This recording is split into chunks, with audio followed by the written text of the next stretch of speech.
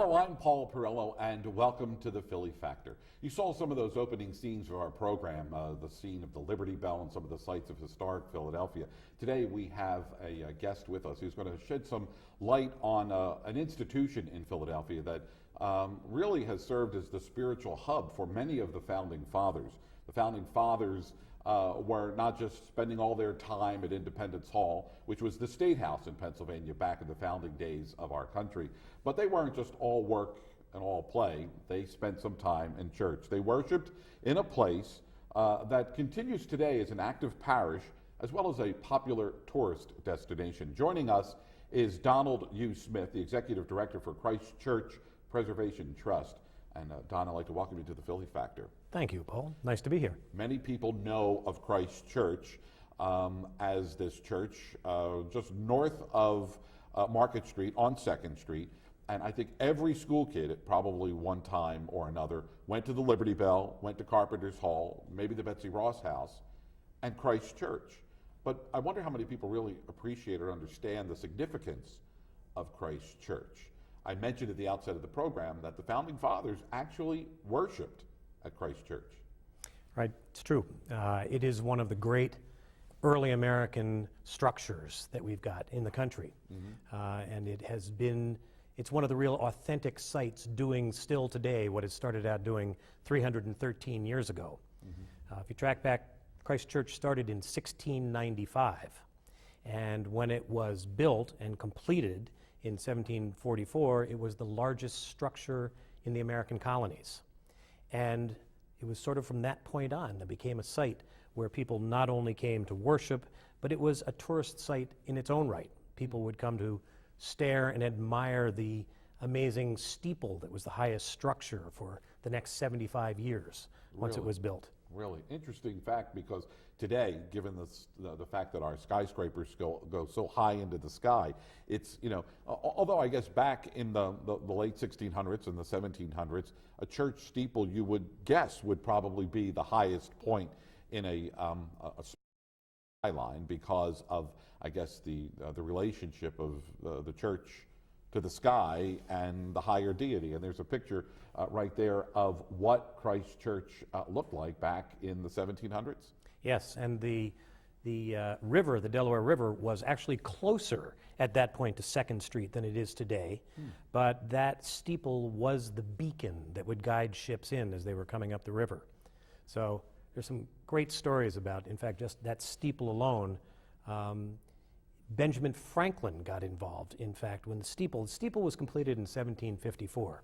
And in 1752, Benjamin Franklin got involved in running a lottery to build that steeple. Interesting when you go back and track that, because he had at that point written his theory about lightning and electricity, but had not yet tried it.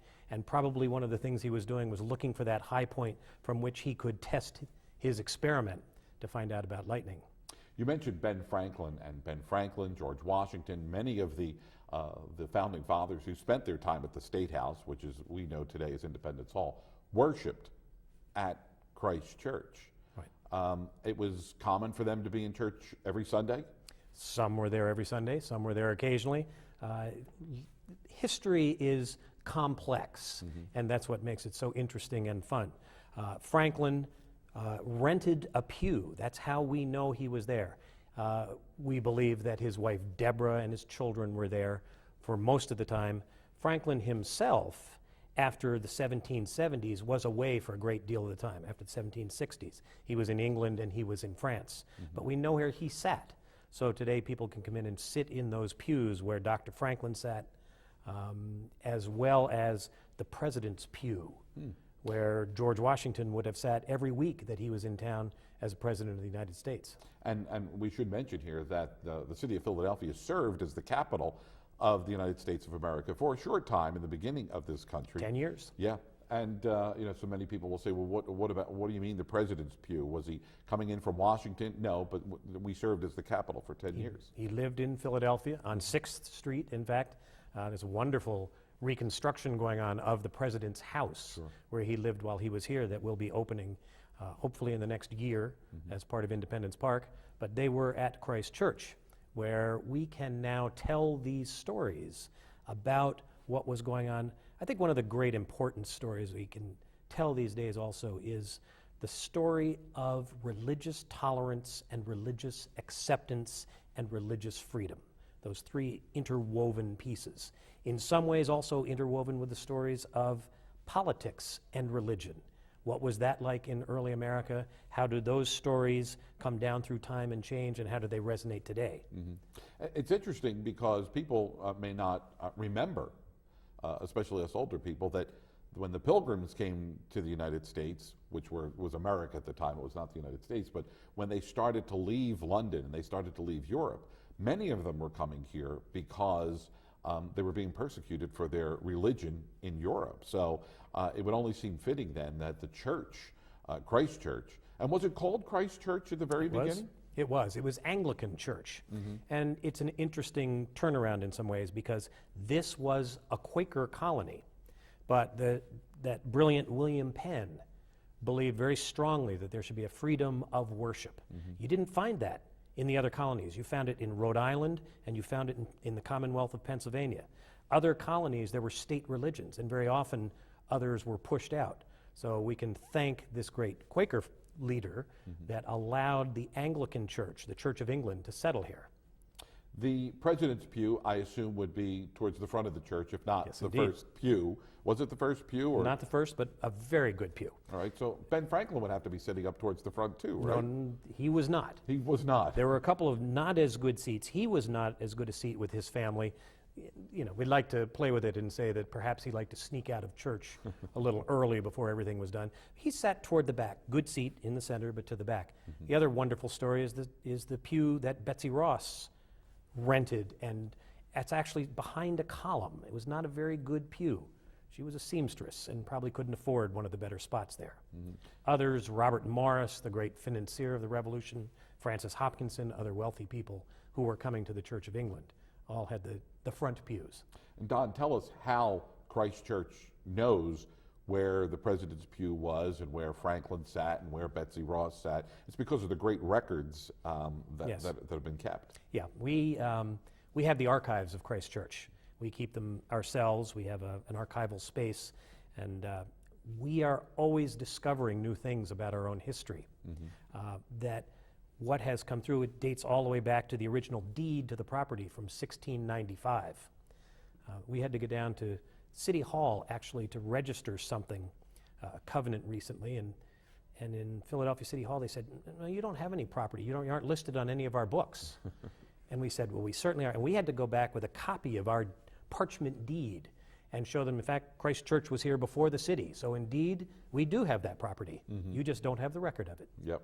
I want to get into a little bit here the relationship between Christ Church and the Christ Church Preservation Trust that you head up, because a lot of people may think that, because Christ Church is still an active church today, that the church sort of takes care of itself and is just in the business of being a house of worship. But if it wasn't for your leadership and the board of the trust, if you will,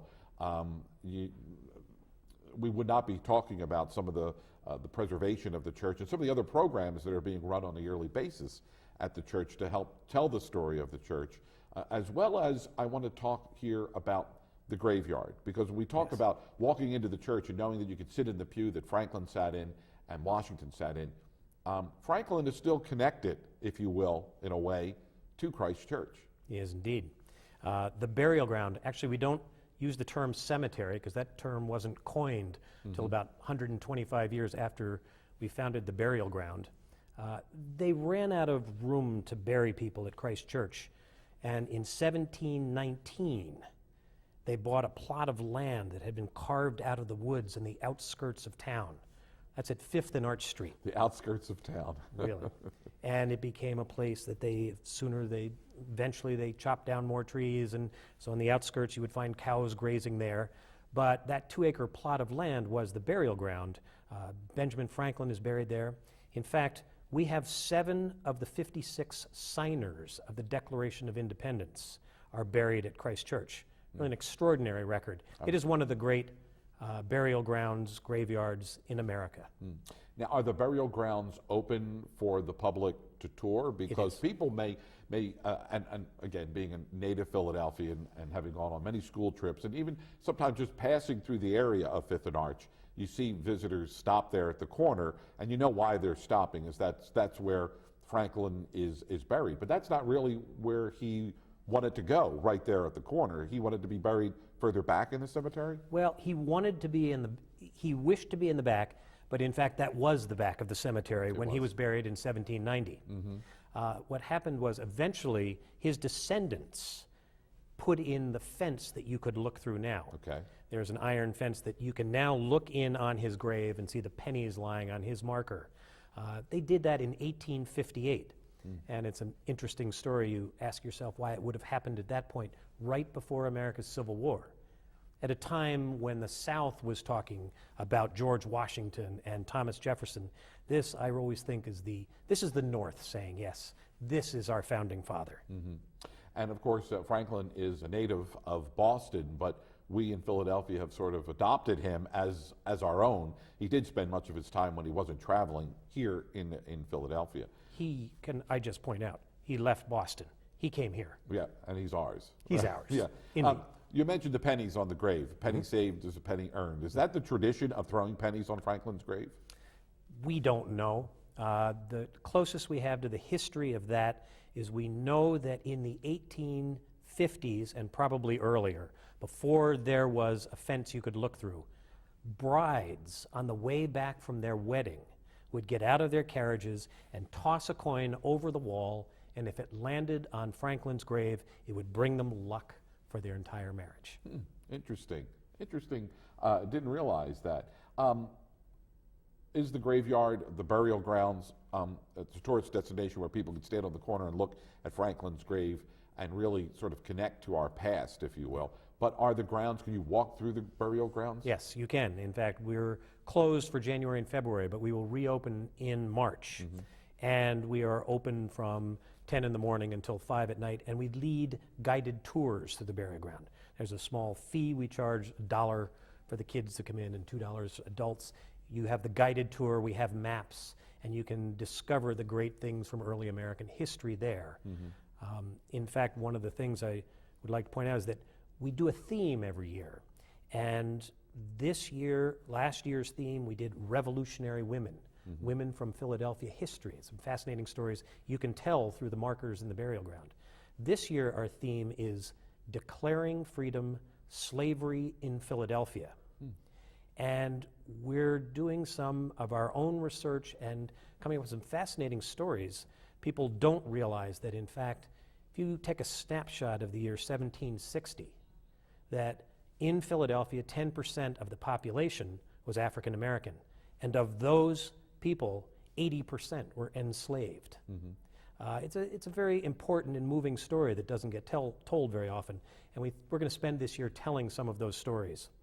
The burial grounds only for the elite of Philadelphia at that time, or are you likely to find people who may have been common folk, the woodworker, the cabinet maker, the dressmaker? You find them. Really, they're all there. You find them, the grave diggers, the slaves, the indentured servants, an awful lot of the leaders of Philadelphia. The Anglican Church by the 1750s was becoming the leading church, and you found a lot of the leading citizens. In part, there was a movement away from the Quakers toward the Anglicans. Quakers did not believe in war. There was growing unrest with England, and people began to migrate over at that point. I also talk about the common folk, the gentleman who was the groundskeeper of the burial grounds is actually buried there. He is. We have the person who undoubtedly buried Franklin, and he would have been about 75 by the time Benjamin died in 1790. He was probably the grave digger there also. He has his own marker, and we have a little sign as a tribute to him. How do you maintain the burial grounds and even the church? Because, let's talk a little bit about the burial grounds, because you have all the elements. And, oftentimes people will go and you'll, not necessarily the burial grounds of Christ Church, but just go to some of the modern day cemeteries there, and when the graves aren't kept properly or they're old headstones that either have been toppled over through vandalism or through just wear and tear in the weather. And even the stones, the names sort of just wear away over the years. Yes. How do you maintain the integrity of the burial grounds? Well, we do that by asking donations. We have a small shop at the church, and we use those funds for the preservation of both the church and the burial ground, as well as major fundraising projects for major preservation. I don't know if any of your viewers have been out there and driving down 2nd Street in the past 6 months. They will have seen the scaffolding surrounding Christ Church. That's all part of what we're doing now. In fact, the inside of the church is filled with scaffolding at the moment as we put fire safety systems in throughout the church.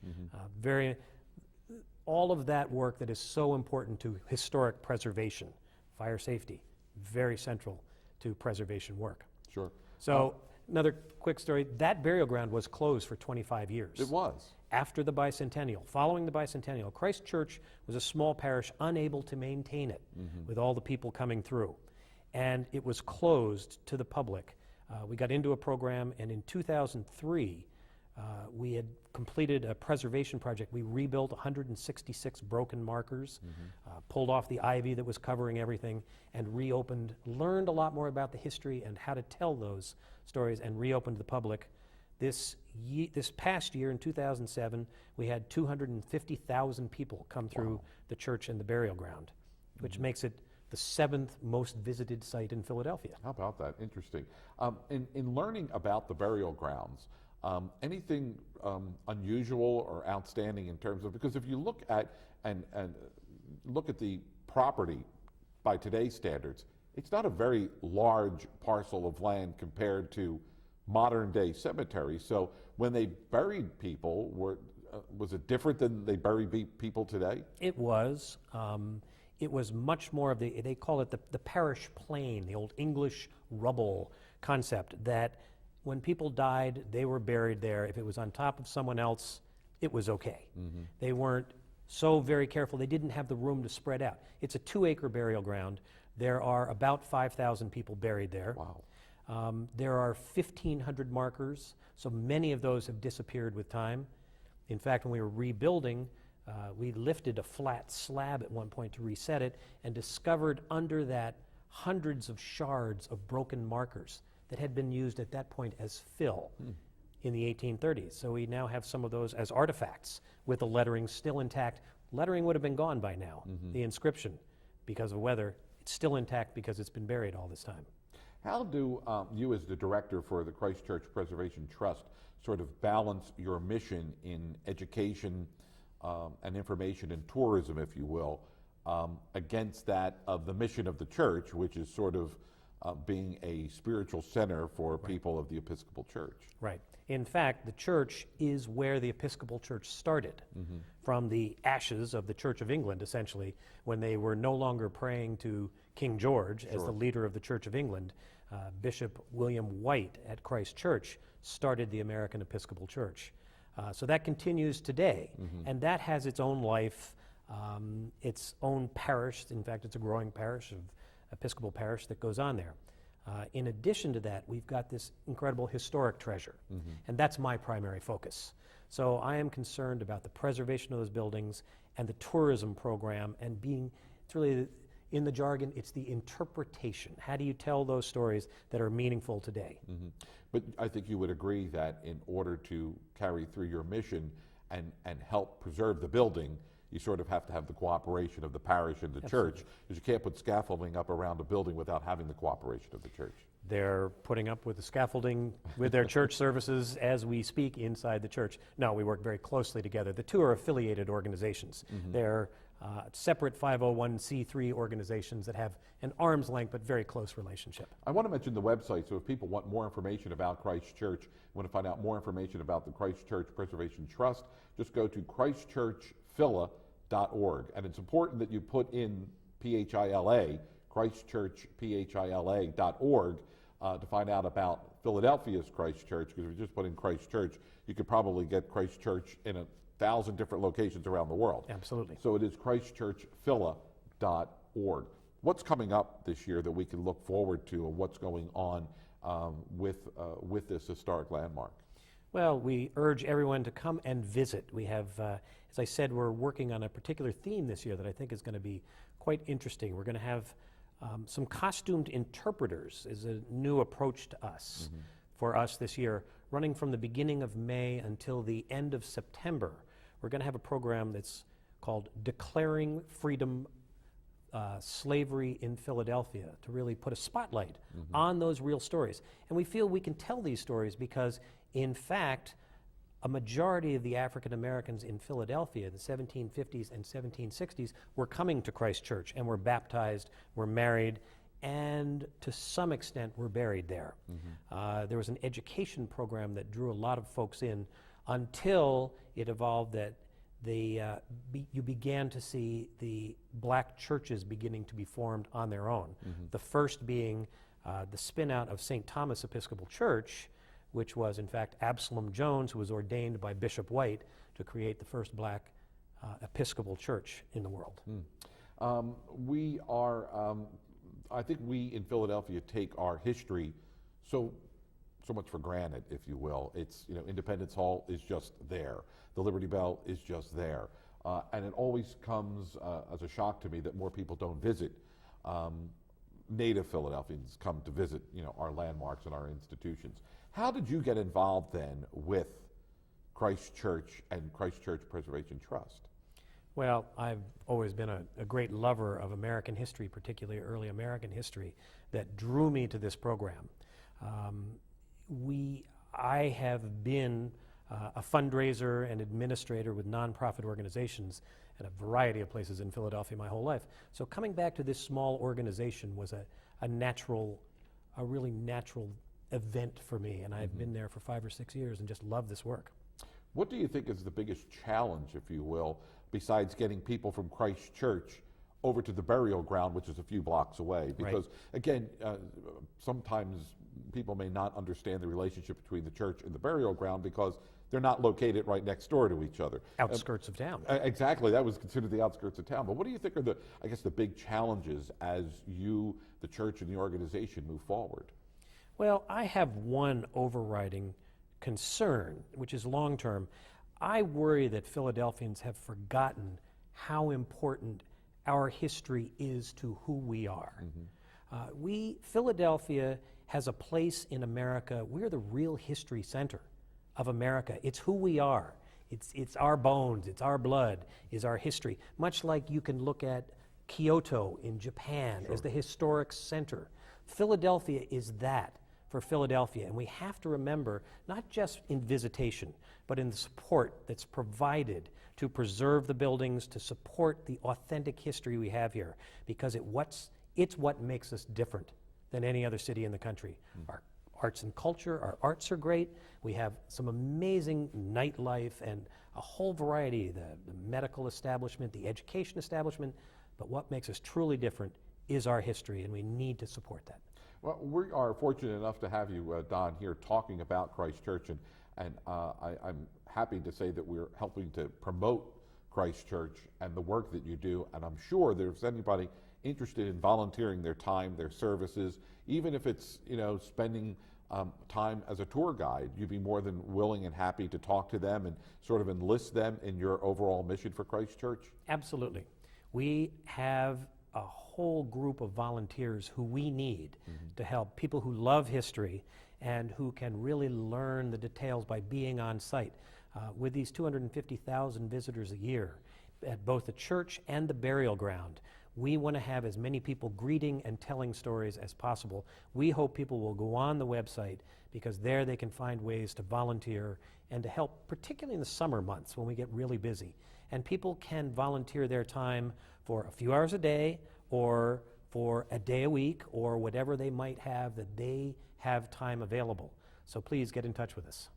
The other thing that is so remarkable about Christ Church is that its history, its rich history, the spirituality complex, if you will, of all this. But you can really, feel the history. You could sit in the pews in the same spots where the founding fathers. And it's also my understanding that the baptismal font that William Penn was supposedly baptized in is also at Christ Church. It is, and it's used many times a year.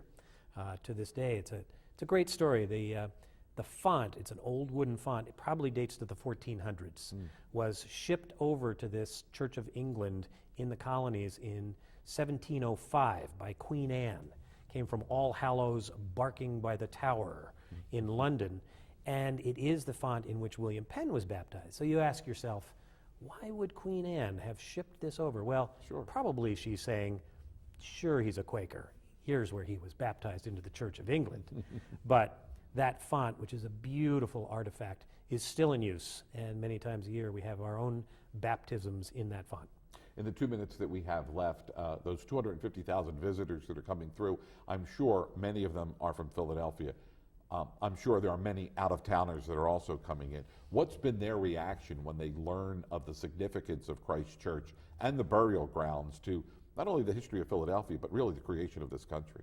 I think people are really drawn to the authenticity of these sites. The fact that the burial ground is still an active burial ground. The church is still an active church.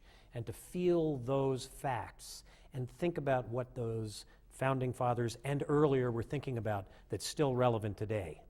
So I hope people will come. 3rd of July, we have a big event we call Signers Day to celebrate our 7 signers. And then throughout the summer, on Tuesdays and Thursdays in the afternoons, we'll be doing these stories on slavery. So I hope people will join us. If they haven't been for 10 years or they've never been, come visit this summer. And again, the church is open as a house of worship. You can visit there if you just want to see the church, and of course the renovations have been made now. And that's probably another topic for another show, but how you maintain the integrity of the building by sort of bringing it to 21st century standards is probably another topic for another program. But needless to say, if you want more information about Christ Church, and as well as the Christ Church Preservation Trust, all you have to do is go on to the website, which is christchurchphila.org, christchurchphila.org. And if you want to visit Christ Church, it's located right there on North 2nd Street, right above Market Street. And it's amazing that the Delaware River was so close so many hundred years ago, and now it seems like the river's miles away. Yeah, it does. And a highway is in between. That's right. But maybe if the vision for the future of Old City and Penn's Landing, maybe everything old may be new again. Who knows? It's the gateway to historic Philadelphia, at that corner. Absolutely. Well, Don, we thank you for your time and continued success and continue the great mission of the Christ Church Preservation Trust. We thank you for being with us. Thank you, Paul. Again, if you want more information, just go to christchurchphila.org and visit Christ Church. For the Philly Factor, I'm Paul Perillo. Thanks so much for being with us.